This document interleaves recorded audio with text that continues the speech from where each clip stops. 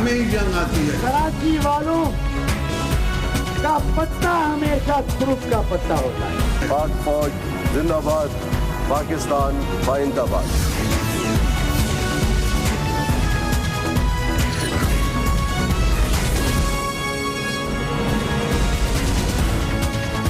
आप देख रहे हैं खबरों, तबसरों और तज्जियात पर मबनी पाकिस्तान का सबसे मोतबर न्यूज शो दुनिया, कामरान खान के साथ। अस्सलाम वालेकुम, मैं हूं कामरान खान। सिंध के जारी हालात में ही ऐसा मुमकिन हो सकता है क्योंकि सिंध के इंस्पेक्टर जनरल पुलिस यानी कि सिंध पुलिस के सरबराह गुलाम हैदर जमाली करप्शन, बदउनवानी और नाअहली के मुतअद्दिद इल्ज़ामात और मुकदमात का सामना कर रहे हैं, मगर आज ऐसा लग रहा है कि कानून उन्हें जकड़ में लेने जा रहा है। आज सिंध हाई कोर्ट ने तौहीन अदालत केस में आईजी सिंध गुलाम Haider Jamali, साबिका additional IG Karachi Ghulam Qadir Thebo, AIG Faisal Bashir Memon, DIG waste Firoz Shah, DIG south doctor Jameel Ahmad समेत 14 पुलिस अफसरान के माफ़ी नामे मुस्तरद कर दिए और फैसला दिया कि इन तमाम अफराद पर यानी कि सिंध पुलिस के सरबराह समेत इन तमाम पुलिस अफसरान पर 25 नवंबर को बाकायदा फर्द जुर्म आयद की जाएगी। ये फर्द जुर्म उन पर आयद की जाएगी उस वाक़े के सिलसिले में जो इस साल 19 मई और 3 मई को डॉक्टर जुल्फ़िकार मिर्ज़ा की सिंध हाई कोर्ट की आमद पर सादा लिबास में पुलिस एहलकारों के मुहाफ़िज़ों ने जो कवरेज पे मामूर सहाफ़ियों पर तशद्दुद किया था, जिस तरह की हंगामा आराई की थी इन पुलिस एहलकारों ने, सिंध हाई कोर्ट ने उसका अज़ खुद नोटिस लिया था। सिंध हाई कोर्ट के जस्टिस सज्जाद अली शाह की सरबराही में आज दो रुकनी बेंच ने आईजी सिंध गुलाम हैदर जमाली से पूछा कि 19 और 23 मई को अदालतों का घेराव करने वाले आला पुलिस अफसरान के खिलाफ आपने क्या कार्रवाई की, तो वो मुंह देखते रह गए और उनके पास कोई जवाब नहीं था। इससे कबल आईजी सिंध समेत तमाम पुलिस अफसरान ने पहले तो वाक़े को कानून के मुताबिक करार दिया था और फिर सिंध हाई कोर्ट में ही ये मौक़िफ़ इख्तियार किया था कि ये वाक़या सिंध हाई कोर्ट की हुदूद से बाहर पेश आया है, इसलिए ना तौहीन अदालत हुई है और ना ही पुलिस ने कानून की खिलाफ वर्जी की है। सिंध हाई कोर्ट को जब पुलिस अफसरान के वकला के दलाइल से मुतमईन नहीं हुई और उसने इन अफसरान से मजीद पूछगछ की तो इन अफसरान की जानिब से गैर मशरूत तहरीरी माफ़ी की तलब की गई और कहा गया कि वो तहरीरी माफ़ी मांगना चाहते हैं। आईजी सिंध के वकील जनाब फारूक एच नाइक ने डॉक्टर जुल्फ़िकार मिर्ज़ा और उनकी अहलिया फहमीदा मिर्ज़ा से भी माफ़ी मांगने की पेशकश की थी, मगर अदालत ने ये पेशकश मुस्तरद कर दी थी। इस तरह से अब ये बात तय है कि आईजी सिंध जनाब गुलाम हैदर जमाली और उन समेत कई सीनियर पुलिस अफसरान पर 25 नवंबर को फर्द जुर्म आयद होगी, जिसके बाद इन पर बाकायदा इस इल्ज़ाम पे मुकदमा चलना शुरू होगा। ये तो आईजी सिंध जनाब गुलाम हैदर जमाली के खिलाफ वाहिद केस नहीं है। इससे कबल इसी माह में 3 नवंबर को सिंध हाई कोर्ट ने कराची में तजावुज़ात के खात्मे की हुकूमत दिल्ली पर जनाब गुलाम हैदर जमाली को इज़हार वजू का नोटिस जारी किया था। अगस्त में सिंध पुलिस में जाली भर्तियों की बिना पर सुप्रीम कोर्ट में आईजी सिंध गुलाम हैदर जमाली को तलब किया गया था और अदालत में उनकी सख्त सरजनिश की गई थी।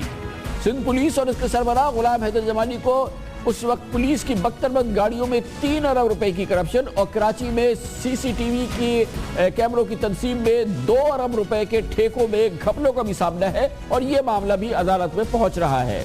सिंध पुलिस में 1900 गैर कानूनी और एसआरपी में 750 इजाफी भर्तियों पर भी मुकदमात supreme court Sindh high court में जेर समात है और आईजी सिंध गुलाम हैदर जमाली जमा नहीं करा सके हैं। ये सिर्फ चंद मामलात हैं, इसके अलावा और भी मामलात हैं जो सिंध पुलिस के सरबराह को जिसका सामना करना पड़ रहा है और जिस पुलिस के सरबराह को इस किस्म के मुकदमात का, इल्ज़ामात का, सूरत हाल का सामना हो और वो सिंध जैसे सूबे की पुलिस का सरबराह हो। वैसे तो हो नहीं सकता, लेकिन सिंध में ही ये मुमकिन हो सकता था और ऐसा ही हो रहा है। इस सूरत हाल में बात करते हैं, इसके लिए हमारे साथ मौजूद हैं कराची में हमारे ब्यूरो चीफ रेहान हाशमी। रेहान हाशमी साहब, बताइएगा कि जिस पुलिस के सरबराह को इतने इल्ज़ामात का, मुकदमात का, केसेस का सामना है, इतने संगीन उन पे इल्ज़ामात हैं, इस पुलिस फोर्स के मोराल का क्या हाल है, वहाँ पे इस वक्त कैसे काम चल रहा है? دیکھیں کامران صاحب، بالکل بہت اثر پڑتا ہے جب کسی فورس کے سربراہ الزامات کی زد میں ہوں اور اس کی فورس کا مورال بالکل ڈاؤن ہوتا ہے. اس کی مختلف وجوہات ہوتی ہیں کیونکہ نچلے جو افسران ہیں وہ سوچتے ہیں کہ آیا ہم جس ادارے میں کام کر رہے ہیں اس میں اتنی کرپشن ہے کہ ہائی کورٹ سے لے کر سپریم کورٹ سے لے کر نیب سے لے کر دیگر ادارے ہمارے ادارے کے خلاف تحقیقات کر رہے ہیں. تو اس کا کافی اثر پڑتا ہے. فورس کے جو سربراہ کی حیثیت سے غلام حیدر جمالی پہ مبینہ تو مجھے الزامات ہیں، اس کی تحقیقات کی وجہ سے فورس کا مورال ہمارے ذرائع کہتے ہیں ڈاؤن ہے. مختلف لوگ باتیں کرتے ہیں افسران کہ سندھ پولیس کا اس سے پہلے تحقیقات کبھی نہیں ہوئی تھی جو اس طرح مختلف ادارے اس کی تحقیقات کر رہے ہیں. اس میں سپریم کورٹ بھی ان کے خلاف کارروائیاں کر رہی ہے، ہائی کورٹ بھی ان سے نالا ہے، اور اس کے ساتھ ساتھ نیب بھی مختلف الزامات کی تحقیقات کر رہا ہے. اچھا ہے یہ کیا ترپ کا پتہ ہے یا کیا ان کے پاس گر ہے کہ اس تمام صورتحال کے باوجود سندھ حکومت جو ہے قائم علی شاہ مصر ہیں کہ وہ غلام حیدر جمالی ہی سندھ پولیس کے سربراہ رہیں، آئی جی رہیں، اس سے اچھے آئی جی ان کے پاس اویلیبل نہیں ہے کوئی؟ دیکھیں کامران صاحب، بڑا ہی اہم سوال ہے جو آپ نے کیا ہے. ایسا لگتا ہے کہ سندھ حکومت غلام حیدر جمالی سے کافی خوش ہے اور مبینہ طور پر وہ تمام کام غلام حیدر جمالی سندھ حکومت کے کہنے پر کر رہے ہیں جو انہیں نہیں کرنے چاہیے. ایسا لگتا ہے کہ من پسند افراد چاہے انہیں بھرتی کرانا ہو سندھ حکومت کو یا سندھ حکومت کسی بھی افسر کا ٹرانسفر کرنا چاہے تو آئی جی سندھ سے پوچھے بغیر وہ تبادلہ کر دیتی ہے. تو اسی لیے آئی جی سندھ ان کی نظر میں بہتر افسر ہیں دیگر افسران کی جو سندھ میں کام کر رہے ہیں یا جو پاکستان جو پی ایس پی افسران ہیں پورے پاکستان میں کام کر رہے ہیں، ان کی نظر میں یہ بہتر چوائس سمجھتی ہے سندھ حکومت. جبکہ دوسری طرف ہمارے ذرائع یہ بھی کہتے ہیں کہ سندھ حکومت اس بات پہ غور بھی کرتی ہے اگر آئی جی سندھ کو ہٹا دیا گیا، کیونکہ وفاقی حکومت کسی بھی پولیس افسر کو آئی جی سندھ لگا سکتی ہے اور سندھ میں ویسے ہی ایف آئی اے، نیب اور دیگر اداروں کے خلاف تحقیقات کر رہے ہیں. اگر سندھ پولیس کے سربراہ کو بھی ہٹا دیا اور کسی من پسند جو افسر کو لگا دیا وفاقی حکومت کی جانب سے، ان کی پریشانیاں بڑھ سکتی ہیں. تو ایک سب سے بڑی وجوہات جو سامنے آئی وہ یہ بھی ہو سکتی ہے. بہت شکریہ. ریان ہاشمی ہمارے ساتھ تھے. سندھ پولیس کے سربراہ پر ایک نہیں، دو نہیں، درجنوں الزامات ہیں. ایک نہیں کئی مقدمات ہیں. مقدمات سپریم کورٹ پہ بھی ہیں، ہائی کورٹ پہ بھی ہیں، ان کے خلاف تحقیقات بھی ہیں، نیب بھی تحقیقات کر رہی ہے، مگر ہیں وہ سندھ پولیس کے سربراہ. ان کا نام ہے جناب غلام حیدر جمالی. خبر سے بریک اور اس کے بعد ذکر کرتے ہیں. عالمی میڈیا کہتا ہے کہ پاکستان میں فوج اپنا انفلوئنس، اپنا اثر بڑھا رہی ہے، مگر پاکستان کے عوام کو اس پر اطمینان ہے، وہ اس پہ ناراض نہیں ہے. اسی دوران chief of army staff general Raheel Sharif Washington کے دورے میں اس وقت امریکی وزیر خارجہ جان کیری سے ملاقات کر رہے ہیں. ان کی یہ ملاقات امریکی دفتر خارجہ میں اس وقت جاری ہے. اس پر بات کرتے ہیں چھوٹے سے کمرشل بریک کے بعد.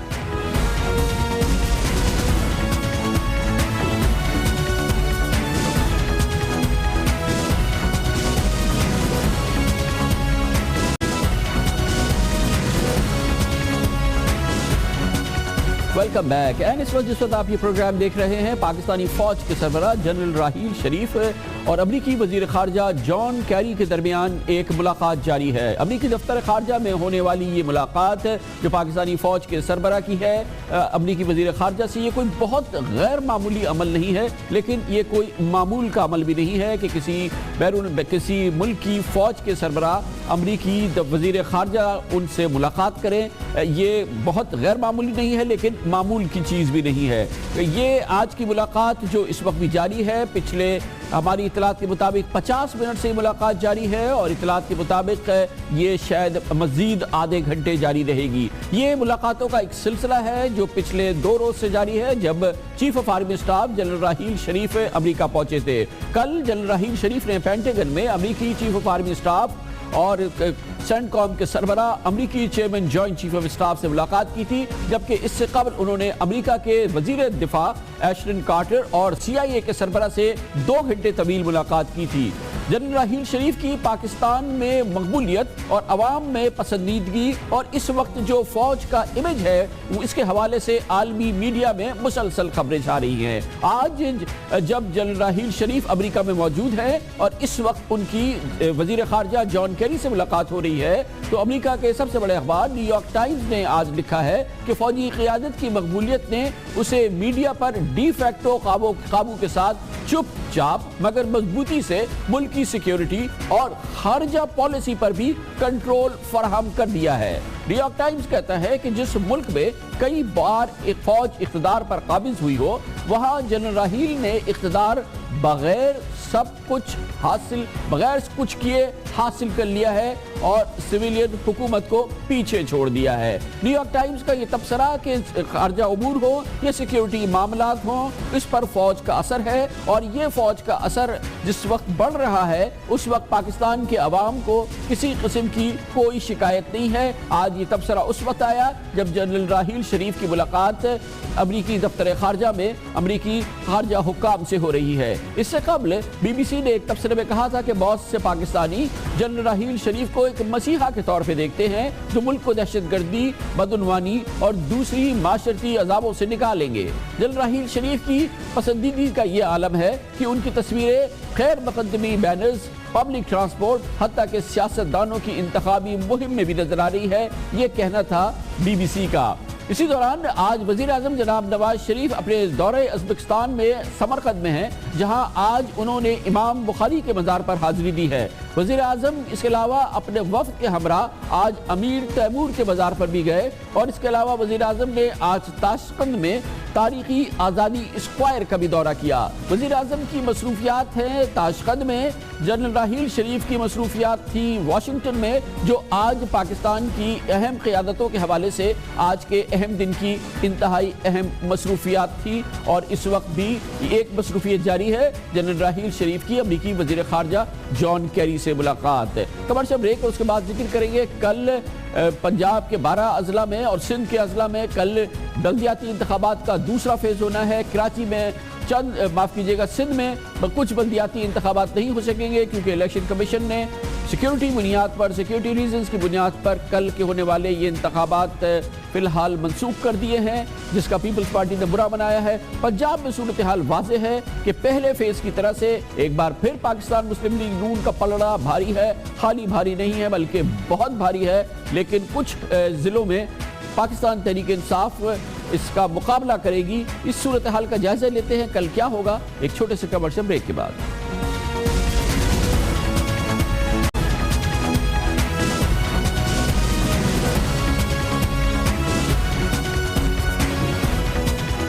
Welcome back. کل ہم نے سندھ میں دوسرے مرحلے میں ہونے والے بلدیاتی الیکشن کی بات کی تھی۔ آج الیکشن کمیشن نے تھوڑی دیر قبل اعلان کیا ہے کہ بلدیاتی حلقہ بندیوں کی بنا پر مجموعی طور پر سندھ کی 81 یونین کاؤنسل میں کل الیکشن نہیں ہوگا۔ سیکیورٹی ریزنز اس سلسلے میں بتائے گئے ہیں، پیپلز پارٹی نے برا بنایا ہے۔ بلاول بھٹو زرداری نے کہا ہے کہ یہ ایک متنازع فیصلہ ہے اور غلط فیصلہ ہے جو کہ الیکشن سے تھوڑی دیر قبل کیا گیا ہے۔ دوسری جانب پنجاب کے 12 اضلاع میں دوسرے مرحلے میں بلدیاتی انتخابات کے لیے پولنگ کل ہوگی۔ پنجاب میں بلدیاتی الیکشن کے پہلے مرحلے میں پاکستان مسلم لیگ نون نے تقریباً 50% نشستیں حاصل کر لی تھی، جبکہ دوسرے مرحلے میں مسلم لیگ کو ایک بار پھر اکثریت ملنے کا قوی امکان ہے۔ کل دوسرے مرحلے میں سرگودا، گجراوالا، ساہیوال، اٹک، جہلم، میاں والی، چنیوٹ، ٹوبہ ٹیک سنگھ، حافظ آباد، منڈی بہاؤدین، شیخ پورہ اور خانیوال میں الیکشن ہوگا۔ عمران خان کے آبائی شہر میاں والی میں مسلم لیگ نون کا وہ واحد علاقہ ہے جہاں پہ مسلم لیگ نون کو سخت مزاحمت کا سامنا ہے، جبکہ شیخ پورہ، خانیوال اور ساہیوال کے کئی وارڈز میں تحریک انصاف کے مضبوط امیدوار ہیں۔ ٹوبہ ٹیک سنگھ کی تحصیل کی پیر محل سے پی ٹی آئی کے پنجاب کے صدر چودھری سرور کا تعلق ہے، جبکہ کمالیہ میں ریاض فتیانہ اور ٹوبہ ٹیک سنگھ میں چودھری اشفاق ٹف ٹائم پاکستان مسلم لیگ کے حوالے سے جو الیکشن ہوگا یہ دیا جا رہا ہے۔ جہانیہ میں نون لیگ والے آپس میں نبردآزماں ہیں اور چنیوٹ میں زیادہ تر آزاد امیدوار ہیں۔ حافظ آباد میں مضبوط گروپ اور برادریاں تحریک انصاف میں شامل ہو چکی ہیں اور اس کا پلڑا تھوڑا سا بھاری ہوا ہے۔ منڈی بہاؤدین میں مسلم لیگ نون کے ناراض گروپس اور پیپلز پارٹی کی کامیابی متوقع ہے۔ یہ واحد جگہ ہے جہاں پر امکان ظاہر کیا جا رہا ہے پنجاب میں کہ شاید پیپلز پارٹی کچھ کارکردگی دکھائے۔ پہلے مرحلے میں پنجاب کے 12 اضلاع کی 2687 نشستوں میں مسلم لیگ نون نے 1190 سیٹوں پر کامیابی حاصل کی تھی۔ تحریک انصاف نے مسلم لیگ نون سے 1/4 سے بھی کم یعنی کہ 289 نشستوں پر کامیابی حاصل کی تھی۔ پنجاب میں تحریک انصاف کے بجائے آزاد امیدواروں نے اس ویکیوم کا فائدہ اٹھایا تھا اور 12 اضلاع میں 1030 آزاد امیدوار کامیاب ہوئے تھے. گویا کہ پاکستان مسلم لیگ نون کے بعد سب سے زیادہ کامیابی آزاد امیدواروں کو حاصل ہوئی تھی. اس کل کے فیز میں کیا ہونے والا ہے؟ پاکستان مسلم لیگ نون کی مضبوط پوزیشن اور تحریک انصاف کتنا ٹف فائٹ دے گی، اس پر ہم بات کرتے ہیں. اس کے لیے ہمارے ساتھ موجود ہے ممتاز سینئر تجزیہ کار جناب سلمان غنی.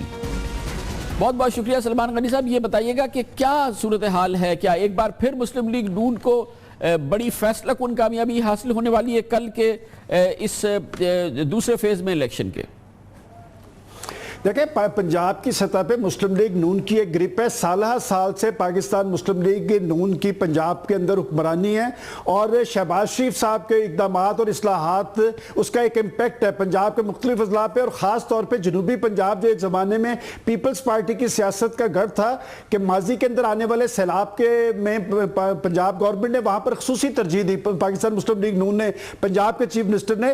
لہٰذا جنوبی پنجاب کے اندر بھی مسلم لیگ نون کو ہی سبقت حاصل ہے. جو بنیادی ایشوز کے حوالے سے اگر کارکردگی دیکھی جائے تو کارکردگی کوئی اتنی نمایاں نہیں، کوئی اتنی اچھی نہیں پنجاب گورنمنٹ کی، لیکن لوگ رجحان دیکھتے ہیں کہ کس پارٹی کے آگے آنے کا امکان ہے. لہٰذا پہلے مرحلے میں جو پاکستان مسلم لیگ نون جیتی ہے اس کا امپیکٹ ضرور دوسرے مرحلے کے ان اضلاع پر بھی پڑے گا اور پاکستان مسلم لیگ نون ہی کامیاب ہوتی نظر آ رہی ہے. لیکن تحریک انصاف سے جو مایوسی پہلے مرحلے میں ہوئی ہے، اب دیکھنا یہ ہے کہ دوسرے مرحلے میں بھی کیا وہی نتائج آتے ہیں جو پہلے مرحلے میں آئے، اور اگر اس میں بھی تحریک انصاف تیسری پوزیشن پہ رہی تو اس میں تحریک انصاف کے اندر زیادہ مایوسی پیدا ہوگی. مگر کیا تحریک انصاف کا کہیں جیتنے کا امکان نہیں ہے؟ نہیں، تحریک انصاف آپ دیکھیں کہ عمران خان صاحب کی ترجیح بھی اپنا جو آبائی ضلع ہے ان کا میاں والی ہے وہی رہا ہے کہ ساری کمپین میں دوسرے مرحلے میں وہ صرف میاں والی گئے ہیں، اور میاں والی انہوں نے 2 دن براہ راست کمپین میں حصہ لیا ہے. وہاں پر انہوں نے نئی صف بندی کی ہے اور اس کی بڑی وجہ بھی یہ ہے کہ وہاں پر ان کے کچھ صوبائی اسمبلی کے اراکین بھی جیتے تھے کہ صوبائی اسمبلی اور قومی اسمبلی کے اراکین جو ہے وہ اپنے ایک امپیکٹ رکھتے ہیں بلدیاتی انتخابات کے حوالے سے، چونکہ انہوں نے وہاں پر صف بندی کرنی ہوتی ہے، اپنے دھڑے بنائے ہوتے ہیں. لہٰذا تحریک انصاف کا اگر کوئی امکان ہے تو وہ صرف میاں والی کی حد تک ہے کہ وہاں پر یہ پہلی یا دوسری پوزیشن میں آ سکتے ہیں. سلمان غنی صاحب تھوڑا سا ایکسپلین کیجئے گا کیا وجہ ہے تحریک انصاف کی سیاسی مقبولیت کے حوالے سے؟ ہم دیکھ رہے ہیں کہ ایک گراف ہے، کبھی اوپر جاتی ہے، کبھی نیچے آتی ہے، پھر تھوڑی اوپر جاتی ہے، پھر نیچے آتی ہے، اور یہ ہم پچھلے 2 مہینے میں بھی ہم نے یہ دیکھا ہے. اس وقت لگتا ہے کہ یہ گراف نیچے کی جانب ہے، کیا وجہ ہے اس کی؟ دیکھیں، تحریک انصاف کا اصل بحران جو ہے وہ باہر نہیں، ان کی پارٹی کے اندر ہے. ان کی پارٹی کے اندر جو گروپ بندی ہے وہ براہ راست خود بلدیاتی انتخابات پہ اثر انداز ہوئی ہے. اور اگر آپ کو یاد ہوگا کہ پہلے مرحلے سے 1 روز پہلے ریحام خان فیکٹر، جو ریحام خان اور عمران خان صاحب کے درمیان علیحدگی ہوئی تھی، اس سے ان کا ٹیمپو ٹوٹا تھا. کہ میں لاہور کی سطح پہ جانتا ہوں کہ لاہور کی سطح پہ ایک ٹیمپو موجود تھا، خصوصاً ضمنی انتخابات میں جب ایاز صادق جو جیتے ہیں وہ صرف 2400 کی لیڈ سے جیتے تھے، اور امکان یہ ظاہر کیا جا رہا تھا کہ شاید لاہور کے اندر تحریک انصاف 50 سے 60 چیئرمین کی نشستیں حاصل کر لے گی. لیکن ان کا ٹیمپو ٹوٹنے کی وجہ سے لاہور کے اندر بھی جو انتخابی نتائج تھے وہ مایوس کن رہے، اور پنجاب کی سطح پہ بھی ان کا وہ ٹیمپو ٹوٹا ہے. اور اس کی جو بڑی وجہ ہے وہ تحریک انصاف کے اندر کا بحران ہے، ان کے اندر کی گروپ بندی ہے، اور عمران خان اس پہ قابو پانے میں ناکام رہے ہیں. اور خود عمران خان اس بات کا اعتراف بھی کرتے نظر آ رہے ہیں کہ ان کی پارٹی کے اندر جنون ہے، لیکن ڈسپلن اور خاص طور پہ پارٹی کے اندر کی گروپنگ نے پارٹی کو نقصان پہنچایا ہے. بہت بہت شکریہ جناب سلمان غنی ہمارے ساتھ تھے. دوسرا مرحلہ ہے بلدیاتی الیکشن کا، کل بہت اہم مرحلہ پنجاب میں ہے جہاں پر ایک بار پھر تحریک انصاف کو پاکستان مسلم لیگ نون کا سامنا ہے. ایک بار پھر پاکستان پیپلز پارٹی اس محاذ پر نظر نہیں آتی. اس کی ایک بڑی نشانی یہ بھی ہے کہ بلاول بھٹو زرداری گو کے بہت ایکٹیو کیمپین کر رہے ہیں سندھ کے اندر، لیکن انہوں نے پنجاب جانا مناسب نہیں سمجھا. اور کل کی دوسرے فیز سے پہلے پیپلز پارٹی میں ایک اور بڑی ڈیولپمنٹ ہوئی ہے کہ اب تک کے پنجاب میں پیپلز پارٹی کے سربراہ میاں منظور بھٹو نے اپنے عہدے سے استعفیٰ دے دیا اچانک الیکشن سے 1 روز قبل. اور اب اس صورتحال میں جہاں پاکستان تحریک انصاف کو اندرونی مسائل کا سامنا ہے، پاکستان پیپلز پارٹی پردے پر نظر نہیں آ رہی ہے. ایسا لگتا ہے کہ قیادت اور مقبولیت کا جھنڈا پاکستان مسلم لیگ نون کے پاس جو گزشتہ یعنی کہ پہلے فیز میں بلدیاتی الیکشن کے تھا وہ موجود رہے گا، اور کل اس کی سیاسی پوزیشن اس کے گڑھ میں پنجاب میں مضبوط ہوگی، مزید مضبوط ہوتی نظر آ رہی ہے. آثار قرائن یہ بتا رہے ہیں، اور اسی وجہ سے کل کے الیکشنز میں اس انداز کی دلچسپی نہیں ہے، کانٹے کے مقابلے نظر نہیں آتے. مگر بہرحال دیکھنا یہ ہے کہ میاں والی میں پاکستان تحریک انصاف کے سربراہ اپنے گھر میں کتنا بڑا چیلنج دیتے ہیں پاکستان مسلم لیگ نون کو اور وہاں کے نتائج کیا آتے ہیں۔ دوسری جانب سندھ میں جو الیکشن ہوں گے، یہاں پر 81 یونین کاؤنسل میں کل الیکشن نہیں ہو رہا، لیکن ایک بار پھر پاکستان پیپلز پارٹی کا پلڑا بہت بھاری ہے۔ متحدہ قومی موومنٹ حیدرآباد کے اس مخصوص علاقے میں جہاں پر کہ وہ الیکشن لڑ رہی ہے، وہاں پر وہ الیکشن جیتتی نظر آئے گی، اور وہ ایکولیبریم جو سیاست میں سندھ کی سیاست میں موجود ہے، دیہی علاقے پاکستان پیپلز پارٹی کے پاس اور شہری علاقے پاکستان معاف کیجیے گا متحدہ قومی موومنٹ کے پاس، یہ روش برقرار رہتی نظر آتی ہے۔ اب ہم لیں گے ایک چھوٹا سا کمرشل بریک، جس کے بعد آپ نیوز ہیڈ لائنز بھی دیکھیں گے، اور اس کے بعد ہم آپ کو آج کی وہ بڑی خبر دکھائیں گے جس میں اگر کوئی بھی تھوڑی سی بھی اگر امیج کی اپنی کیئر ہو یا کوئی خواہش ہو کہ ہمارے نام میں اچھا ہو، تو سندھ حکومت کے لیے یہ رونے کا سامان ہوگا، وہ خبر جو ہم آپ کے سامنے نیوز ہیڈ لائنز کے سامنے پیش کریں گے۔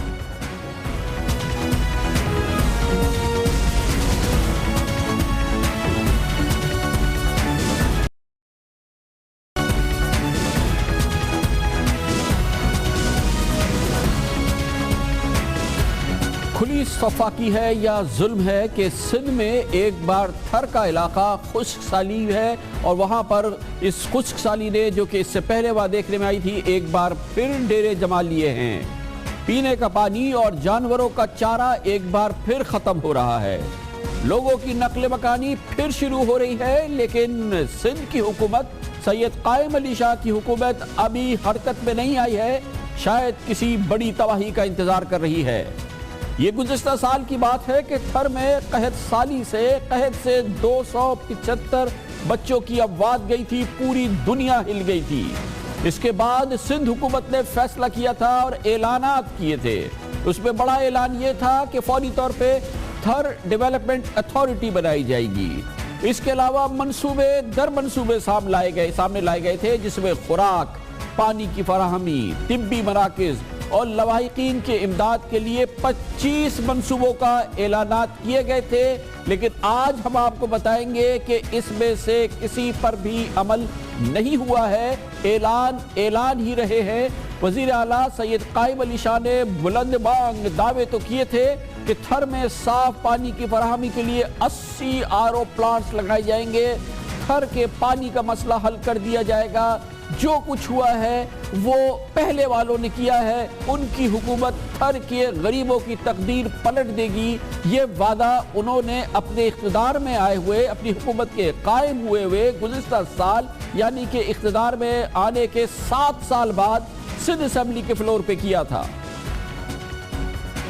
ایک جناب راستہ جو بن رہا ہے جو اسلام کوٹ تک جا رہا ہے، 10 ارب کا ہم نے بنایا ہے، اس وقت 80 RO پلانٹ کام کر رہے ہیں پانی کے لحاظ سے، اور پانی کو ہم نے اولت دی ہے۔ جون سے پہلے میں یہاں وصوب سے اسٹیٹمنٹ دے رہا ہوں کہ 150 RO پلانٹ اور لگیں گے۔ مجھے بتائیں کتنے لوگ وہاں مرے ہیں اور کتنے لوگ وہاں ڈراؤٹ ہوا ہے، اور کبھی فری دیا تھا کیا؟ ایک غریب آدمی کو 50% پہ دیتے تھے فوڈ، اور کچھ دیا ہے کیا ان کو؟ ہسپتالوں کی حالت آج نہیں ہے، برسوں سے خراب ہے، کسی نے توجہ نہیں دی۔ آج کیونکہ وہاں خدا کے فضل سے میڈیا بہت تیز ہے، تو ایک لفظ کہتے ہیں 10 لکھ دیتے ہیں۔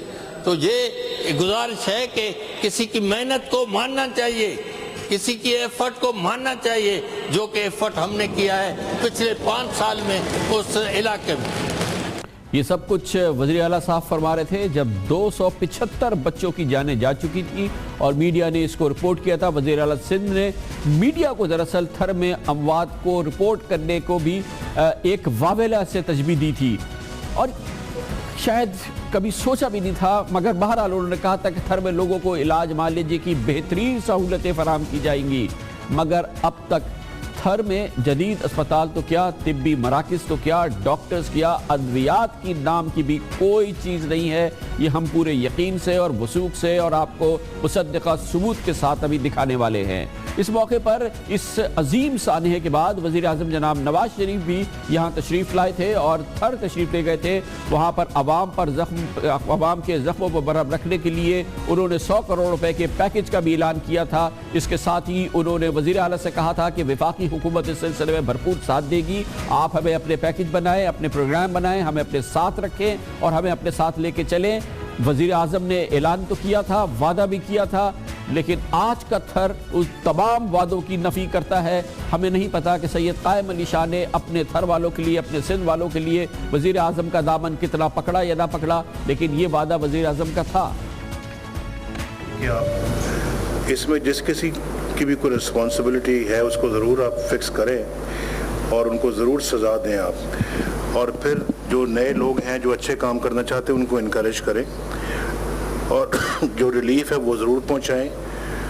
ریلیف پیکج ہم آپ کے ساتھ مل کے بنا لیں گے اور کس طرح سے ان کو کمپنسیشن دینی ہے، کتنی فیملیز ہیں اور کس حساب سے ان کو کمپنسیشن جو ہے وہ دی جا سکے، اس کے لیے میرا یہ خیال ہے کہ میں فیڈرل گورنمنٹ کی طرف سے 100 کروڑ روپے ہم دیں گے انشاءاللہ اس کام کے لیے، اور ساتھ ہی ساتھ میں یہ سمجھتا ہوں کہ اس کو آئندہ کیسے آپ نے پریونٹ کرنا ہے، اس کے بارے میں آپ کی کوئی پالیسی اور اسٹریٹجی ضرور بننی چاہیے۔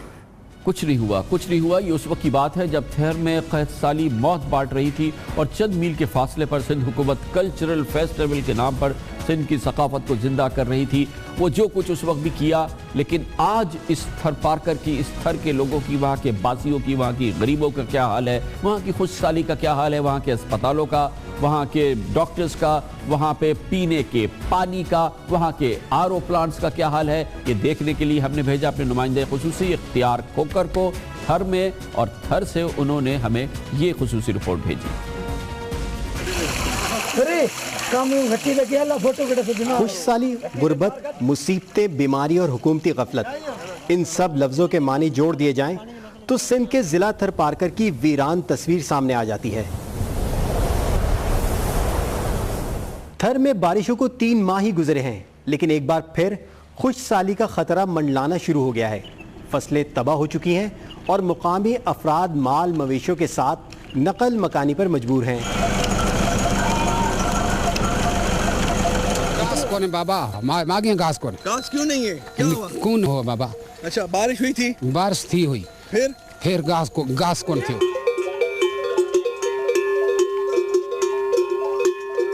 گھاس ہوا نہیں ہوا؟ نہیں ہوا؟ ہاں۔ تو ابھی یہ لوگ سندھ لے کے جا رہے ہیں جانور؟ ہاں سندھ لے کے جانے۔ گزشتہ سال بھی تھر میں خوش سالی جب قحط سالی میں تبدیل ہوئی اور 350 بچے خوراک کی کمی اور علاج نہ ہونے کی وجہ سے مر گئے، تو حکومت سندھ نے تھر کے اسپتالوں کا بجٹ دگنا کرنے اور ڈاکٹروں کی کمی پوری کرنے کا اعلان کیا تھا، لیکن تھر کے اسپتالوں میں نہ ڈاکٹر ہیں اور نہ ہی ادویات۔ ناظرین، یہ ہے سول اسپتال مٹھی کا ایمرجنسی روم، جو اس علاقے کی سب سے بڑی اسپتال ہے، لیکن صورتحال یہ ہے کہ اس اسپتال کے ایمرجنسی وارڈ میں اس وقت کوئی بھی ڈاکٹر نہیں ہے۔ کئی مریض باہر انتظار کر رہے ہیں، ایمرجنسی کے بیڈز پر ہیں، لیکن جب ڈاکٹر ہی نہ ہو تو پھر ان کا علاج کیسے ہوگا؟ اس وقت ہمارے پاس 5-6 ڈاکٹر بچے ہیں اور سارے الیکشن کی ڈیوٹی میں، کوئی ننگر پارکر، کوئی اسلام کوٹ پہ ہوا ڈیوٹی میں۔ سول اسپتال مٹھی کے اس اسٹور کیپر کے پاس تمام مریضوں کو دینے کے لیے صرف ایک ہی اینٹی بایوٹک ٹیبلٹ ہے۔ بھائی یہ کون سی دوائی آپ دیتے ہیں؟ فی الحال تو یہ لیور پلک اینٹی بایوٹک میں۔ اس اینٹی بایوٹک ایک اینٹی بایوٹک کے علاوہ کوئی اور اینٹی بایوٹک نہیں ہے یہاں؟ جی ہاں ہوتی تھی پہلے، ابھی نہیں اسٹارٹ ہوئی ہیں۔ تھر میں RO پلانٹس کی تنصیب کے ذریعے پینے کے پانی کی کمی پوری کرنے کے بھی دعوے کیے گئے تھے، لیکن اکثر RO پلانٹس بند پڑے ہیں۔ 2.5-3 مہینے سے یہ پلانٹ بند ہے۔ وجہ یہ ہے کہ اس نے بولا لائٹ کا بل زیادہ ہو گیا، کمپنی والے دیا نہیں ہے، اس وجہ سے لائٹ کاٹ دی۔ سندھ حکومت نے تھر ڈیولپمنٹ اتھارٹی کے نام سے ادارہ قائم کر کے قحط سالی کے تدارک کی پالیسی کا اعلان کیا تھا، لیکن عمل درآمد نہیں ہو سکا۔ تھر ڈیولپمنٹ اتھارٹی کا اصل بل جو ہے وہ گم ہو گیا ہے، اور یہ جو ہے انہوں نے جلدی سے کوئی عجلت میں کوئی نیا بل پیش کر دیا ہے۔ नवंबर 2014 में सिंध हुकूमत की जानिब से उस वक्त के चीफ सेक्रेटरी सज्जाद सलीम होतियाना ने सिंध हाई कोर्ट में रिपोर्ट पेश की थी कि वज़ीर आला सिंध सैयद कायम अली शाह ने थर्ड डेवलपमेंट अथॉरिटी समेत 25 मंसूबों की मंजूरी दे दी है, जिनमें शहीद बेनज़ीर भुट्टो दस्तरखान, पीने के साफ पानी का निज़ाम, मिट्टी नर्सिंग अस्पताल, थर वाटर मैनेजमेंट बोर्ड, थर फूड बैंक, थर सीड बैंक, थर water research institute, arid agriculture institute, मवेशियों के बाड़े और अस्पताल शामिल थे। लेकिन ये ऐलानात फाइलों से निकलकर अमली तौर पर सामने नहीं आ सके। ये ऐलान तो हो चुके हैं, इसके बाद फिर पता नहीं क्या हुआ, इसके मालूम नहीं इसके बारे में। अब कैडेट कॉलेज की जो दोबारा काम स्टार्ट हो चुकी है हमारे पास, जो कैडेट कॉलेज का काम बंद था उसकी रिवाइज स्कीम वो आ चुकी है हमारे पास। थर की सरहद के उस पार भारतीय सूबा राजस्थान है। तमद्दुन एक, मौसम एक, रहन सहन, लिबास और जुबान भी यकसां, लेकिन फ़र्क अगर है तो मेयार ज़िंदगी और हुकूमती तरजीहात का। सिंध हुकूमत ने भी ऐलानात तो बहुत किए लेकिन अमल दरामद नहीं किया। कैमरामैन मुरसलीन अहमद के साथ प्रोग्राम दुनिया कामरान खान के साथ के लिए इख्तियार खोकर, थर।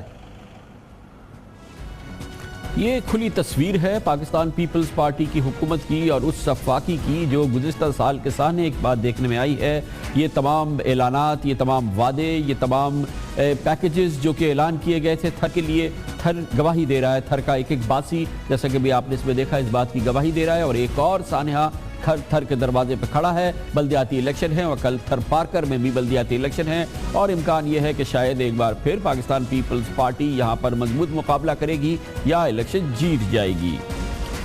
इसी दौरान पाकिस्तान पीपल्स पार्टी ने बल्दियाती इलेक्शन के हवाले से, जिसका दूसरा बड़ा अहम मरहला कल होने वाला है, एक नई तारीख बनाई है और बल्दियाती इंतखाबात के दौरान उससे 2 रोज़ कबल सिंध के वजीर बल्दियात नासिर शाह को फारिग कर दिया है और उनको घर भेज दिया गया है। जराए के मुताबिक कल रात गए दुबई से एक फ़ोन आया, जिसके फ़ौरन बाद महकमा सर्विसेज एंड जनरल एडमिनिस्ट्रेशन ने नासिर हुसैन शाह से महकमा बल्दियात का कलमदान वापस लेने का फौरी नोटिफिकेशन जारी किया गया और ये नोटिफिकेशन तकरीबन निस्फ शब जारी किया गया।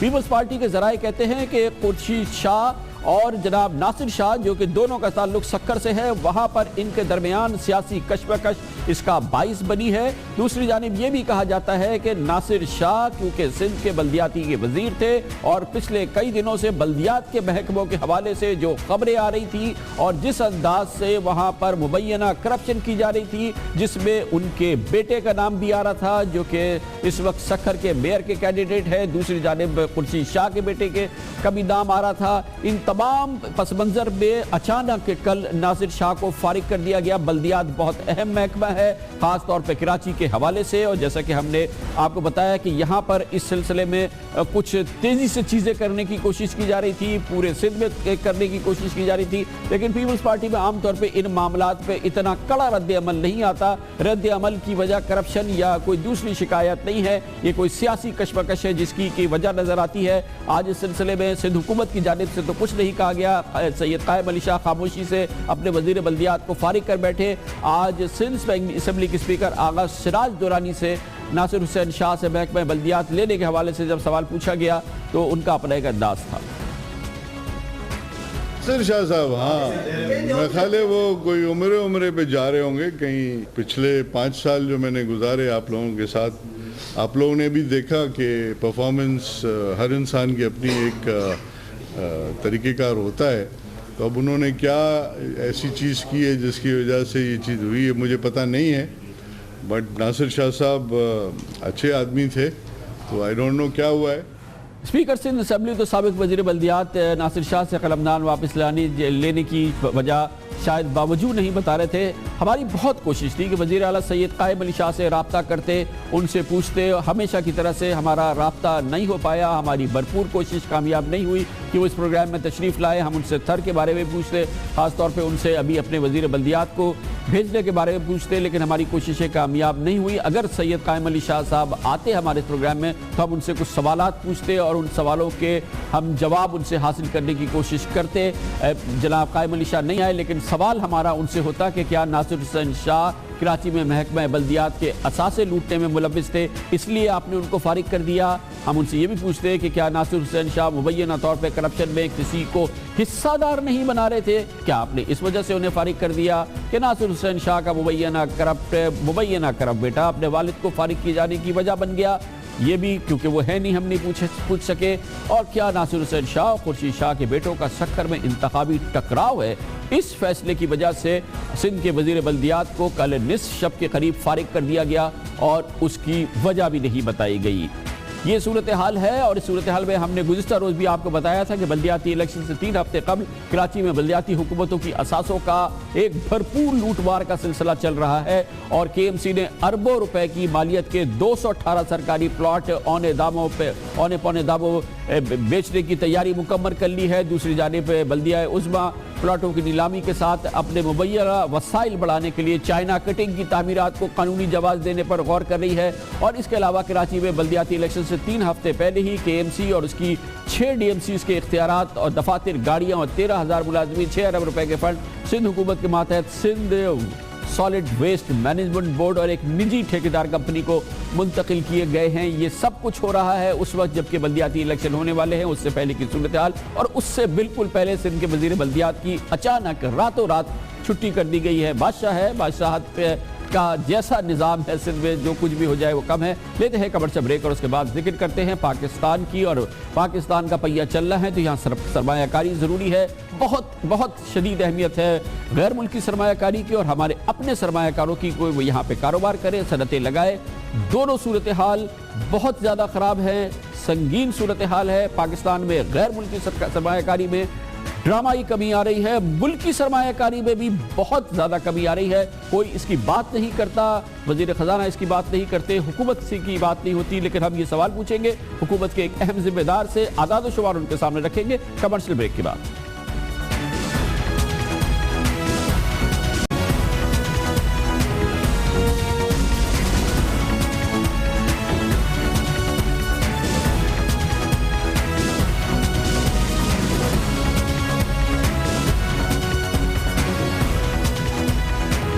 بیک ہے اس حقیقت کے باوجود کہ پاکستان میں آپریشن ضرب عضب اور نیشنل ایکشن پلان کے بعد سیکیورٹی کی صورتحال بہت بہتر ہوئی ہے۔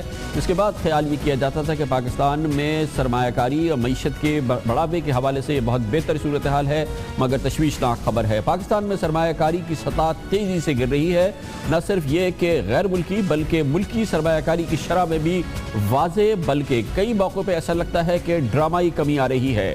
گزشتہ سال کے مقابلے میں اس سال کے 4 مہینوں میں 68% بیرونی سرمایہ کاری گر گئی ہے، یعنی کہ جولائی سے لے کے اب تک جو سرمایہ کاری ہوئی ہے وہ 68% گر گئی ہے، اور اس کے رواں سال کے ابتدائی 4 ماہ میں مجموعی بیرونی سرمایہ کاری $20 کروڑ رہی، جبکہ گزشتہ سال اسی عرصے میں سرمایہ کاری $63 کروڑ تھی۔ گزشتہ سال کے پہلے 4 مہینوں میں 63 کروڑ سرمایہ کاری ہوئی تھی، اس سال صرف 20 کروڑ۔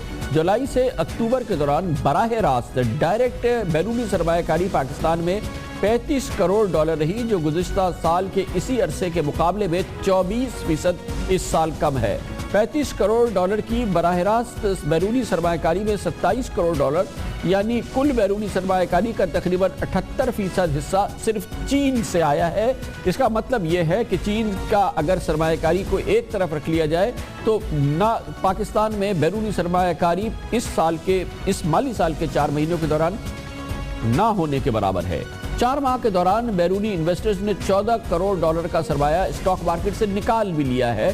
اسی عرصے میں گزشتہ سال $16 کروڑ سے زائد کے مالیت کے شیئرز عالمی انویسٹرز نے ہم سے خریدے تھے۔ گزشتہ سال عالمی انویسٹرز یہاں پہ خریداری کر رہے تھے، اس سال انہوں نے اسٹاک مارکیٹ سے اپنا سرمایہ نکالا ہے۔ گزشتہ مالی سال میں پرائیویٹ سیکٹر نے، یعنی کہ ہماری جو ملکی صورتحال ہے، جو ملک کے اپنے سرمایہ کار ہیں وہ ملک میں سرمایہ کاری سے اجتناب کر رہے ہیں۔ یہ بھی ایک بہت ہی تشویشناک بات ہے۔ ہم نے آپ کو بیرونی سرمایہ کاروں کی بات بتائی، لیکن ملک کے اندر بھی سرمایہ کاری جو ملک کے اپنے سرمایہ کار ہے وہ بھی اس طرف راغب نہیں ہو رہے۔ یہی وجہ ہے کہ پرائیویٹ سیکٹر نے بینکوں سے صرف 208.7 ارب روپے کا قرضہ حاصل کیا، جو اس سے پچھلے مالی سال کے 371 ارب روپے سے تقریباً 44% کم ہے گزشتہ سال کے مقابلے میں. جو بینکوں سے قرضہ لیا جا رہا ہے جس کا مقصد یہ ہے کہ کارخانے لگائے جائے, نئے کارخانے لگائے جائے, پرانوں کو ایکسپینڈ کیا جائے, نئے کاروبار شروع کیے جائے, اس میں بھی بہت زیادہ کمی ہو رہی ہے اور وہ بھی انتہائی تشویشناک صورتحال ہے. پرائیویٹ سیکٹر میں قرضوں کی مانگ میں کمی اس لیے بھی باعث تشویش ہے کیونکہ گزشتہ 18 ماہ میں ملک میں شرح سود 10% سے کم ہو کے ریکارڈ 6% تک آ چکی ہے. یعنی کہ رغبت ہونی چاہیے کیونکہ اب شرح سود بہت زیادہ کم ہو رہی ہے, لیکن اس کے باوجود سرمایہ کاری نہیں کر رہے ہیں. نہ بیرون ملک سے سرمایہ کاری آ رہی ہے, نہ پاکستان کے اپنے سرمایہ کاری کر رہے ہیں.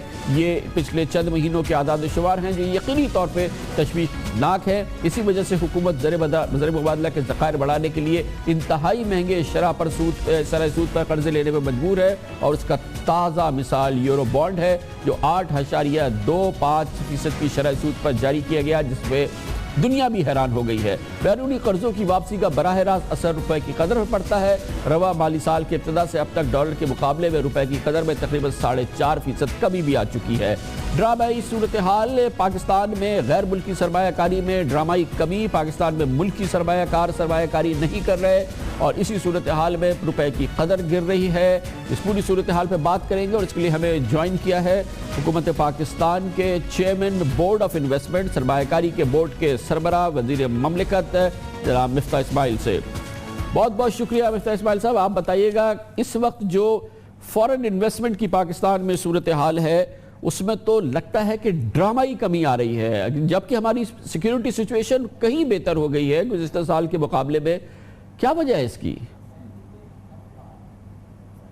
دیکھیے, جو فورن ڈائریکٹ انویسٹمنٹ ہے اس کے اندر جولائی سے اکتوبر کے پیریڈ میں یقیناً کمی آئی ہے, لیکن اگر آپ دیکھیں تو جولائی کے مہینے میں ہماری جو تھی وہ اضافہ ہوا تھا, اگست کے مہینے میں کمی واقع ہوئی تھی, پھر ستمبر کے مہینے میں اضافہ ہوا اور اکتوبر کے مہینے میں کمی ہوئی. تو کچھ چند ماہ 2 ماہ میں اس سال کے فسکل ایئر میں 2 ماہ میں کمی ہوئی ہے, 2 ماہ میں بڑھے ہیں. تو ایک مہینے کے ٹرینڈ کو دیکھ کر ہم یہ نہیں کہہ سکتے کہ کمی ہوئی ہے یا زیادتی ہوئی ہے.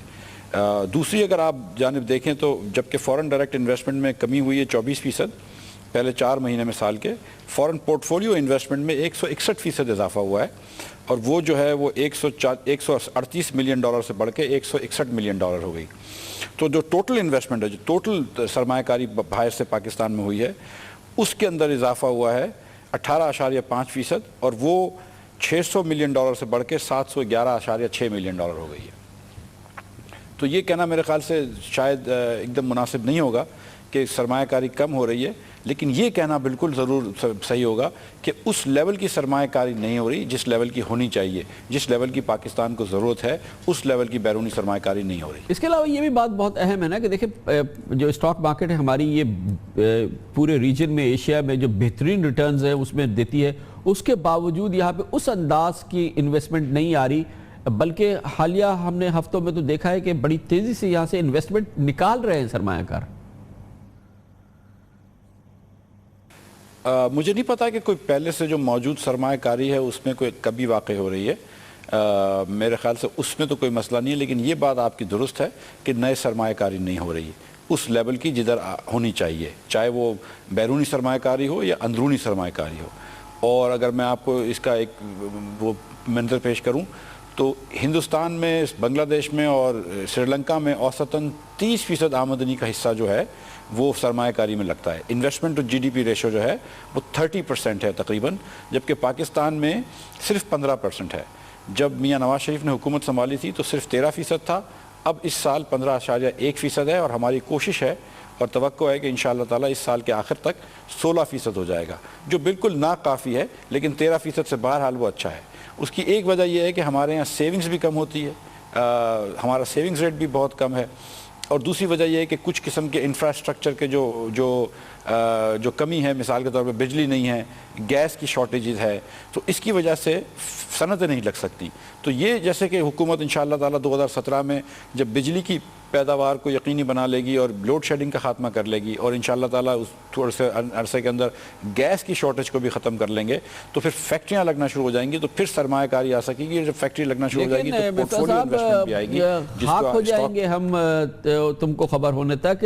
لیکن آپ پتہ نہیں کیا کہہ رہے ہیں, 13 سے 15% ہو گئی ہے سرمایہ کاری. آپ بینکوں کا ریکارڈ دیکھیں, جو قرضہ لینے کی شرح ہے وہ تیزی سے کم ہو رہی ہے, بلکہ بہت ہی تشویشناک حد تک کم ہو رہی ہے. ہماری شرح سود جو ہے وہ کہاں سے اس وقت اپنی تاریخ کی کم ترین سطح پر ہے, اس کے باوجود اتنی سنگین کمی آ رہی ہے, لوگ بینکوں سے قرضے نہیں لے رہے ہیں.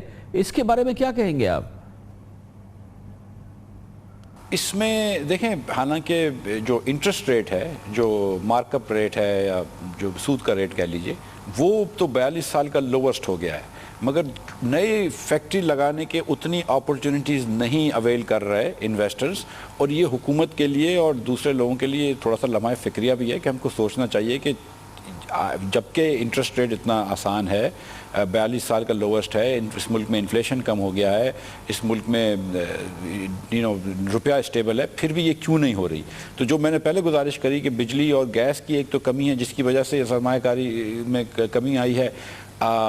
جو ہم as of doing business index ہے اس میں تھوڑا سا پیچھے چلے گئے ہیں, میں آئی ول ایڈمٹ دس. اس کے اندر ہم کو امپروومنٹ لے کے آنی ہے. چھوٹی چھوٹی چیزیں ہیں جو بہت سارے صوبے ہمارے جو ہے وہ بہت سارے ٹیکس لگاتے ہیں. ہمارے یہاں اگر کنسٹرکشن پرمٹ لینے جاؤ تو بڑا عرصہ لگ جاتا ہے, ہمارے یہاں اگر آپ پراپرٹی رجسٹریشن کرانا جاؤ تو بڑا عرصہ لگ جاتا ہے. تو یہ چھوٹے چھوٹے جو ہرڈلز ہوتے ہیں بزنسز کی راہ میں, وہ جب کمپاؤنڈ ہوتے ہیں تو کافی ڈیلنگ ہو جاتے ہیں. اور اس کی وجہ سے جس ادارے کو آپ ہیڈ کر رہے ہیں اسی کا کام تو سرمایہ کاری کا فروغ دینا ہے. آپ کی براہ راست حکومت نے, نواز شریف صاحب نے آپ کو ذمہ دار بنایا ہے, اور یہ ملک کی سرمایہ کاری کی یہ صورتحال ہے. خود آپ کہتے ہیں کہ لمحہ فکریہ ہے حکومت کے لیے. یہ تو ہم نے پورے اعداد و شمار سے ثابت کر دیا ہے کہ اس میں شدید کمی آ رہی ہے, تشویشناک کمی آ رہی ہے. یہ تو پھر آپ اپنی پرفارمنس کے بارے میں, بورڈ آف انویسٹمنٹ کی پرفارمنس کے بارے میں آپ کو کیسے اطمینان ہو سکتا ہے؟ میں آئی تھنک کہ یہ بات تو تسلیم کرنی ضروری ہے کہ اس ملک میں سرمایہ کاری کم ہو رہی ہے, اور یہ بات بھی آبویسلی لاجیکل ہے کہ سرمایہ کاری کے جو بورڈ ہے وہ اس کا انچارج ہے. تو ہماری جو پرفارمنس ہے وہ اتنی اچھی نہیں ہے. ہماری پرفارمنس میں یہ بھی میں کہتا چلوں کہ ہم 136 نمبر ورلڈ بینک کی as of doing business index میں 138 پہ چلے گئے ہیں. تو میں اس کی ذمہ داری خود قبول کرتا ہوں کہ میں کیونکہ اس سرمایہ کاری کے بورڈ کا ہیڈ ہوں. لیکن میں پھر آپ کے ساتھ یہ گزارش کروں گا کہ جو بہت سارے چیزیں ہوتی ہیں, عوامل جو میرے ہاتھ میں نہیں ہوتے. مثال کے طور پہ اگر رجسٹریشن آف پراپرٹی ہے وہ ہم کنٹرول نہیں کر سکتے, کنسٹرکشن کی پرمٹ ہے وہ ہم کنٹرول نہیں کر سکتے, بجلی اور گیس کے کنیکشنز ہیں وہ ہم کنٹرول نہیں کر سکتے, صوبوں کے ٹیکسز بھی ہم کنٹرول نہیں کر سکتے. ہم کوشش کرتے ہیں اور ہم سے بڑے تعاون کرتے ہیں تمام صوبے کی حکومتیں بھی اور فیڈرل گورنمنٹ کے بھی تمام ادارے بھی, لیکن ہم وہ کام نہیں کر پا رہے جو اس کی ضرورت ہے. اور اس لہٰذا اس سال انشاءاللہ تعالیٰ ہم اپنی کوششوں کو بہتر کریں گے, اور میں اگر جو بھی میری غلطی ہوگی تو انشاءاللہ تعالیٰ اس کو میں اصلاح کرنے کی کوشش کروں گا. یہ سنسنی نہیں تھی, یہ خبر ہے جس کا ہم نے آپ سے ذکر کیا. ہم نے آپ سے کہا کہ ڈرامائی کمی ہو رہی ہے پاکستان میں سرمایہ کاری میں, ملکی سرمایہ کاری میں بھی, بیرونی ملکی سرمایہ کاری میں. آپریشن ضربہ اس کے بعد سیکیورٹی کی صورتحال بہتر ہوئی ہے, لیکن نہ غیر ملکی سرمایہ کاری ہو رہی ہے بلکہ اس میں کمی ہو رہی ہے. یعنی کہ بجلی گیس پہلے بھی نہیں تھی, جتنی ہوتی تھی اس سے بھی ڈرامائی انداز میں کمی ہو رہی ہے. ملکی سرمایہ کاری کر رہے ہیں, بینکوں سے قرض نہیں لے رہے ہیں, جبکہ تاریخ کا نچلی ترین سطح پہ شرح سود ہے, اس کے باوجود سرمایہ کاری نہیں ہو رہی. تو اس کی کوئی وجہ ڈھونڈنی ہوگی. سرمایہ کاری کے بورڈ کے سربراہ ہمارے ساتھ ہیں, وزیر مملکت ہیں مفتاح اسماعیل صاحب. انہوں نے کہا میری ذمہ داری ہے, میں اس کو تسلیم کرتا ہوں.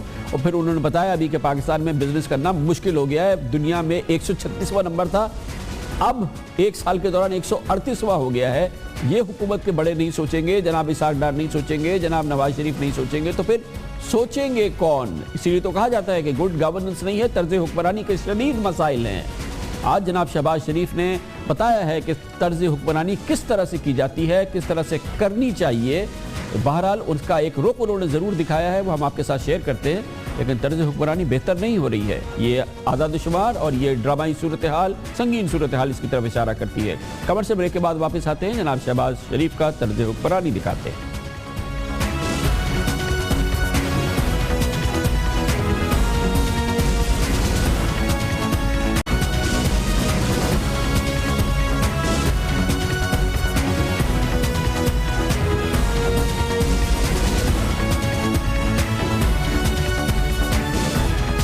Welcome back. पाकिस्तान में इस वक्त गवर्नेंस के हवाले से एक बहस जारी है। इसका आगाज़ गुज़श्ता हफ्ते हुआ था जब कोर कमांडर्स ने अपने इजलास के बाद बैड गवर्नेंस की तरफ इशारा किया था और कहा था कि नेशनल इलेक्शन प्लान के अहदाफ उस वक्त तक हासिल नहीं हो सकते जब तक कि गवर्नेंस में बेहतरी ना आए। इसका हुकूमत ने बुरा भी बनाया था, लेकिन बहरहाल ये हकीकत है कि पाकिस्तान में तर्ज हुक्मरानी के हवाले से अवाम के जो ख्वाहिशात हैं या जो अवाम की ज़रूरियात हैं वो पूरी होती नज़र नहीं आती। इसीलिए ख़राब तर्ज हुक्मरानी का जिक्र हर जगह मौजूद है।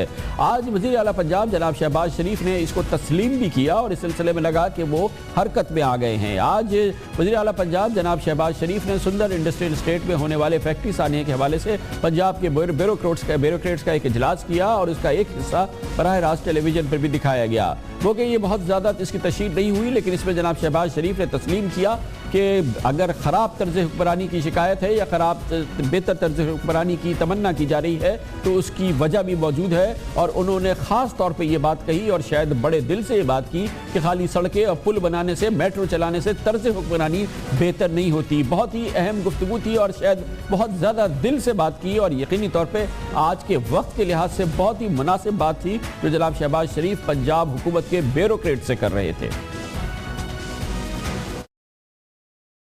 चीफ सेक्रेटरी इसके लिए अब आप एक एजेंडा बनाएं और इन चीज़ों को देखें। मैं ये दिस इज़ गवर्नेंस, गवर्नेंस और कोई चीज़ नहीं है। गवर्नेंस मेट्रो बस बनाना नहीं है, गवर्नेंस बिजली का प्लांट लगाना नहीं है। गवर्नेंस ये है कि लेबर डिपार्टमेंट वो काम करे, इंडस्ट्री डिपार्टमेंट काम करे, एग्रीकल्चर डिपार्टमेंट काम करे, लॉ डिपार्टमेंट काम करे, आपका सोशल डिपार्टमेंट काम करे, वुमेन्स डेवलपमेंट वो काम करे, आपका हाउसिंग काम करे, वहाँ पर रिफॉर्म्स लेके आएँ, वहाँ पर कैपेसिटी बिल्डिंग करें, वहाँ पर ओवरसाइट हो, वहाँ पर मॉनिटरिंग हो। ये है गवर्नेंस, ना कि पुल बना देने और सड़कें बना देनी और बिजली के प्लांट लगा देने। वो कोई भी कर सकता है। क्या बात की जनाब शहबाज शरीफ ने, ज़बरदस्त बात की। इसके अलावा उन्होंने इस हादसे के हवाले से भी अहदाफ का तयन किया। 1 महीने के अंदर तमाम इंडस्ट्रियल स्टेट्स का सर्वे करवा लें from industrial regulations and labour regulations. इसकी एक कोहेरेंट और होलिस्टिक पूरी इसकी आप इसका एनालिसिस करके और मुकम्मल इसकी छानबीन करके जो जो चेंजेस करनी है वो कर लें। और राय साहब 1 महीना मैं आपको दे रहा हूँ, 1 महीने में अगर मुझे जो नई लेबर कहीं नज़र आई, चाहे वो भट्टे हैं या इंडस्ट्री, आप ज़िम्मेदार होंगे। मैं आपको 1 महीना दे रहा हूँ, इससे 1 दिन मैं ज़्यादा नहीं दूँगा। और मिनिस्टर साहब ये आपके ज़िम्मे है कि आप तमाम इंडस्ट्रियल स्टेट्स का विज़िट करके हर चीज़ को देखें, अपने जिन डिपार्टमेंट के साथ लेना है लें, चीफ सेक्रेटरी से मीटिंग करें और बैठ के उन चीज़ों को ठीक करें। अगर ये स्पिरिट बरकरार रहे और इस पर वाकई अलीन अल्फाज पे अमल भी हो और ऊपर से लेकर नीचे तक हो, यानी कि इस्लामाबाद से वज़ीर आज़म के दफ्तर से लेकर सूबाई वज़राए आला के तमाम दफातर तक, तो यकीनी तौर पर तर्ज हुक्मरानी में बेहतरी आएगी। कोर कमांडर्स हो या आर्मी, उसको इस तर्ज हुक्मरानी के हवाले से शिकायत करने का मौका नहीं मिलेगा, क्योंकि ये सिर्फ आर्मी की और कोर कमांडर्स की शिकायत नहीं है। तर्ज हुक्मरानी की बात जो है वो हर पाकिस्तानी कर रहा है और इस वक्त तर्ज हुक्मरानी में तशवीशनाक सूरत हाल है। यही वजह है कि चीफ जस्टिस ऑफ पाकिस्तान जनाब जस्टिस अनवर ज़हीर जमाली ने भी वही बात की जो कोर कमांडर्स भी कह रहे हैं, जो पाकिस्तानी भी कह रहे हैं और जो आज जनाब शहबाज शरीफ भी कर रहे हैं। ये गुज़िश्ता 3 दिन पहले की बात है।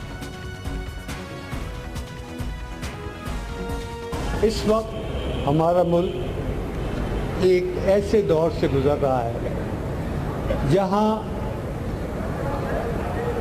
एक बैड गवर्नेंस का एटमॉस्फेयर बना हुआ है।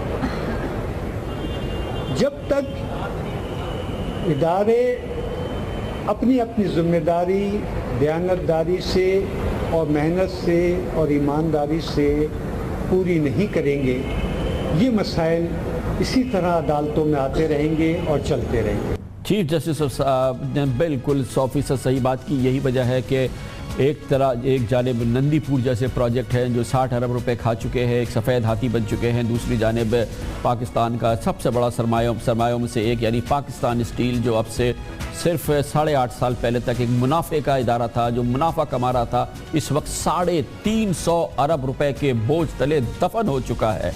ये हुकूमत की तर्ज हुक्मरानी है और ये उसके असरात हैं जो सामने आते हैं। पाकिस्तान स्टील के बारे में आपको बताते हैं छोटे से खबर से ब्रेक के बाद।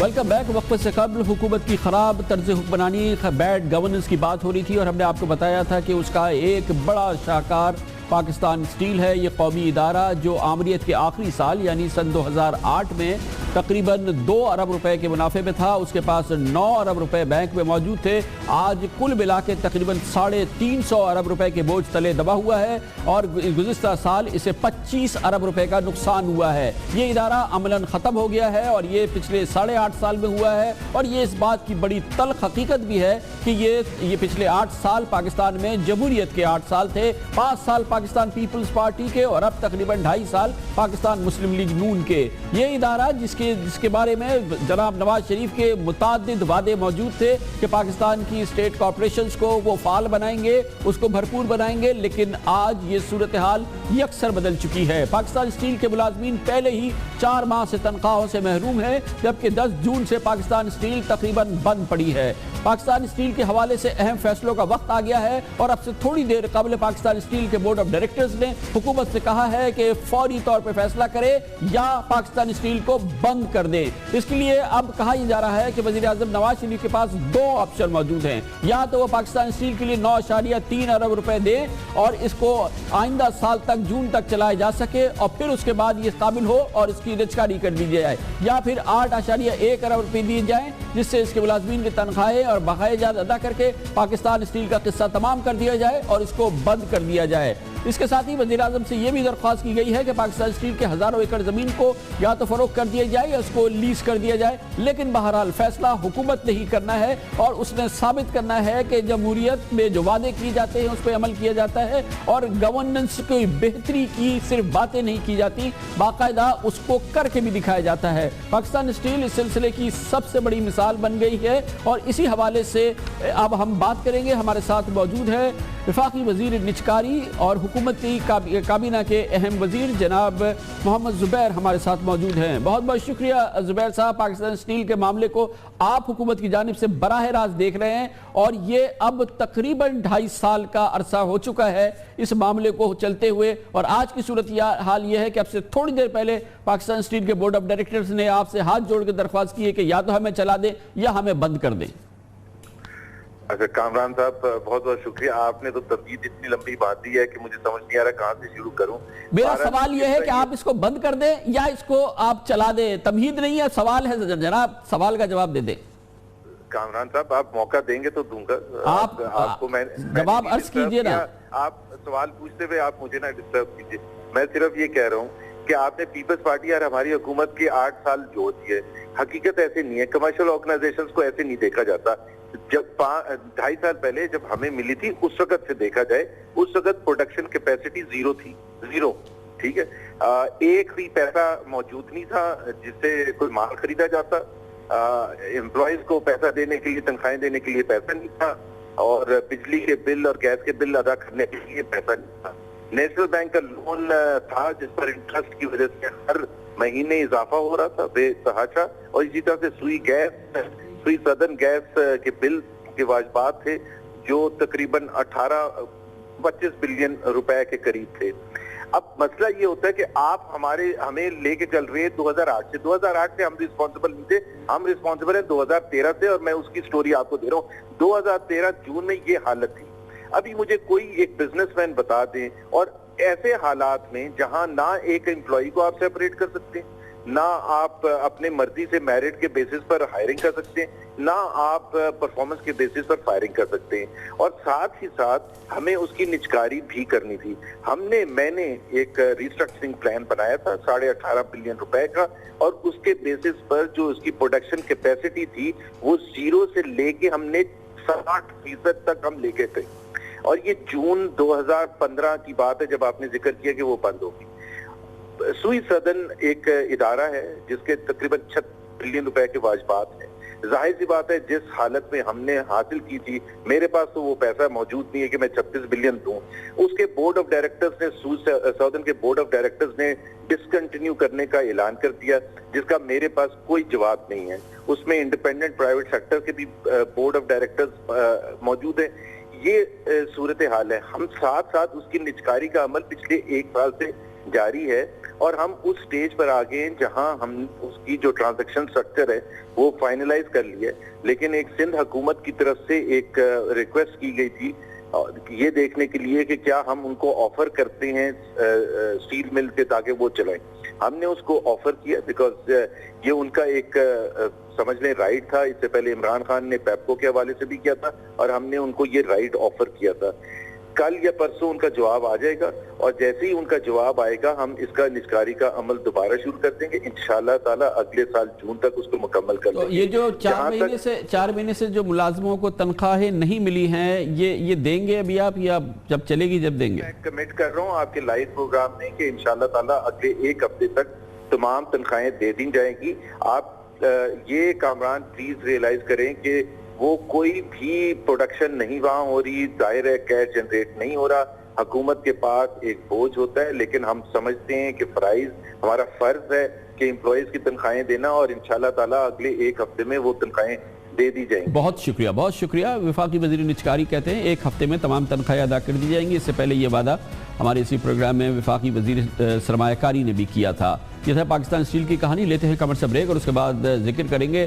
پوری دنیا میں پوچھا جا رہا ہے, بات بار بار ہو رہی ہے, داعش اور پاکستان دنیا میں کہا یہ جا رہا ہے کہ تیسری عالمی جنگ ہوگی تو داعش اس کی وجہ بنے گی. پیرس میں ہونے والے حملے ہوں یا سعودی عرب میں ہونے والے حملے, تمام ذمہ داری داعش پر ہوتی ہے. امریکہ کہتا ہے, صحیح کہہ رہی ہے دنیا کا میڈیا, ہماری غلطی سے داعش بنی ہے. داعش بنانے کی ذمہ داری انڈائریکٹلی امریکہ قبول کر رہا ہے اور امریکہ کے انٹیلیجنس کے سب سے بڑے اور سب سے اہم ترین حکام اس کی ذمہ داری قبول کرتے ہیں.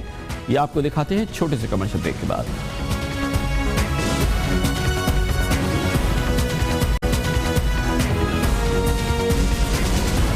یہ کہا جائے تو غلط نہیں ہوگا کہ پوری مغربی دنیا میں, یورپ میں, امریکہ میں اس وقت پینک کی صورتحال ہے. امریکی CIA کے سربراہ کہتے ہیں کہ داعش مزید حملے کر سکتی ہے. فرانس کہتا ہے کہ پوری دنیا اکٹھے ہو اور داعش کے خلاف حملے کیے جائے, داعش کو تہس نہس کیا جائے. اسی دوران یہ بھی بار بار چیزیں پوچھی جا رہی ہیں کہ یہ داعش کس طرح سے پیدا ہوئی, کیسے یہ آگے بڑھی. اس بارے میں کسی کو دو رائے نہیں ہے کہ داعش کی پیدائش ہوئی عراق میں امریکی حملے اور عراق پہ امریکی قبضے, اور اس کے بعد عراق میں جو امریکی اس ایکشن کے نتیجے میں عراق کی صورتحال پیدا ہوئی, وہاں پر داعش کی پیدائش ہوئی اور داعش کے پیدائش کے پیچھے امریکی حملہ, امریکی پورا ایکشن عراق کا, اور اس میں امریکی ذمہ داری کی براہ راست اب بات کی جا رہی ہے. اور پوری دنیا میں اس بارے میں کوئی دو رائے نہیں ہے کہ جو بھی صورتحال پیدا ہوئی وہ امریکی حملے کے نتیجے میں اور امریکی عراق میں قبضے کے نتیجے میں داعش اس سے پیدا ہوئی. اور اس سلسلے میں بعض مبصرین کہتے ہیں کہ براہ راست امریکہ کو ذمہ داری قبول کرنی چاہیے داعش کی. براہ راست ذمہ داری تو قبول نہیں کر رہے, لیکن امریکہ میں اعلیٰ ترین سطح پر بھی اور انٹیلیجنس کی اعلیٰ ترین سطح پر بھی کہا جا رہا ہے کہ ایسا ضرور ہوا جس میں براہ راست نہیں تو انڈائریکٹلی ہماری ذمہ داری ہے اور شاید ہم نے جلتی پہ تیل ڈالا. اس سلسلے میں امریکی ڈیفنس انٹیلیجنس ایجنسی DIA کے سابق سربراہ لیفٹیننٹ جنرل مائیکل فلن نے ایک تاریخی انٹرویو دیا ہے 29 جولائی کو الجزیرہ میں, جس میں انہوں نے داعش کی بنیاد اور اس میں امریکی ذمہ داری کا براہ راست اعتراف کیا ہے. General, that there would be no ISIL today in Iraq if the US hadn't invaded and occupied Iraq in 2003. Yeah, I think that looking back, there were a number of strategic errors that were made. You have to look back over, 50, 60, 70 years, and you can even look back longer, but we definitely put fuel on a fire that was... By invading and the behavior that had some embers there. Oh yeah, absolutely. I mean, there's no doubt. I mean, when history will not be kind to the decisions that were made, certainly in 2003. And here's the thing, I don't... Going into Iraq, definitely not. تاریخ ہمیں کبھی معاف نہیں کرے گی, تاریخ کیا کرے گی, لیکن یہ وہ حقیقت ہے, تلخ حقیقت جس کا اظہار امریکی ڈیفنس انٹیلیجنس ایجنسی کے سربراہ کر رہے تھے. اس کے ساتھ ہی ہمارے آج کے پروگرام کا اختتام ہوتا ہے. کل آپ سے پھر ملاقات ہوگی. کل تک کے لیے کامران خان کو اجازت. اللہ حافظ ناصر.